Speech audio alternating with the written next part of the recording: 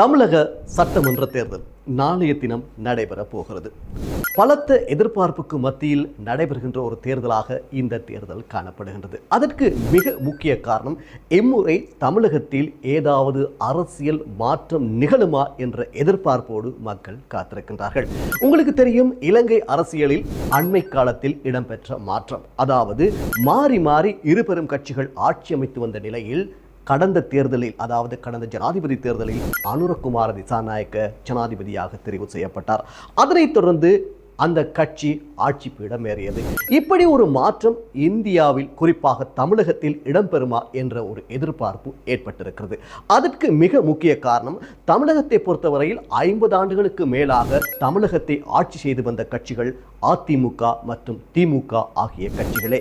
இந்த கட்சிகள் பல்வேறு கட்சிகளோடு கூட்டணி அமைத்து மாறி மாறி தமிழகத்தை ஆட்சி செய்து வந்த நிலையில் அவ்வப்போது புதிய புதிய கட்சிகள் தோற்றம் பெற்றாலும் கூட, ஆனால் அந்த கட்சிகள் மீண்டும் இந்த இரு கட்சிகளோடு இணைந்ததே வரலாறு.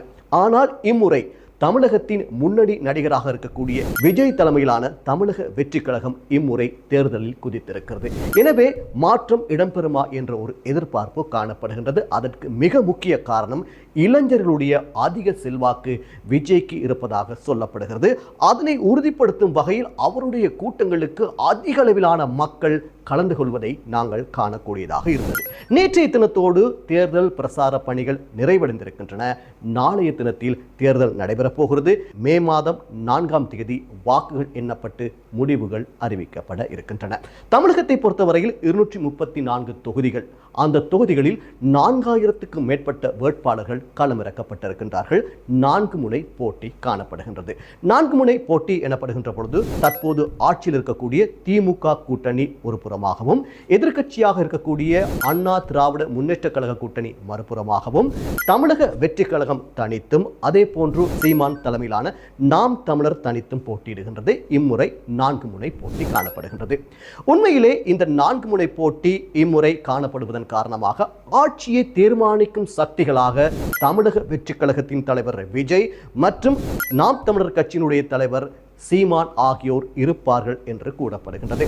உண்மையிலே விஜயனுடைய கட்சிக்கு இருக்கக்கூடிய செல்வாக்கு அப்படியே வாக்குகளாக மாறி அது வெற்றி வாய்ப்பை கொடுக்குமா என்பதை பொறுத்துதான் பார்க்க வேண்டி இருக்கின்றது.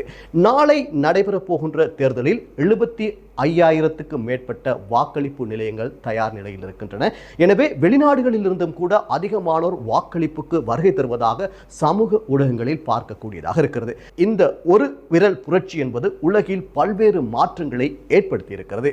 அப்படி ஒரு மாற்றத்தை தமிழகத்தில் ஏற்படுத்துமா இந்த தேர்தல் என்ற எதிர்பார்ப்பு மேலோங்கி காணப்படுகின்றது. ஆனால் அரசியல் நகர்வுகளை பார்க்கின்ற பொழுது அப்படி ஒரு மாற்றம் நிகழ்வதற்கான வாய்ப்பு இல்லை.